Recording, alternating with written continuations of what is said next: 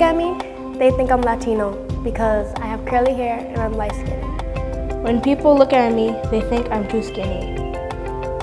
When people look at me, they think I'm gay or rude or I'm not athletic at all.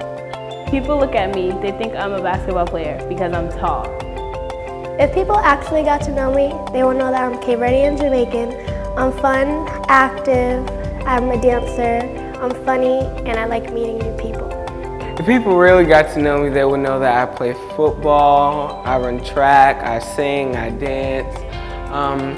I'm very athletic.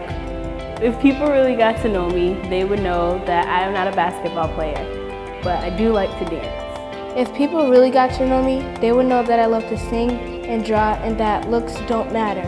My name is Deja. I am 13 years old. I am from Boston, Massachusetts. I am 100% the future. My name is Moni. I am 15 years old. I am from Boston, Massachusetts, and I am 100% the future. My name is Saquon. I am 15 years old. I am from Boston, Massachusetts, and I am 100% the future. I am Arjane and I am 13 years old. I am from Boston, Massachusetts, and I am 100% the future.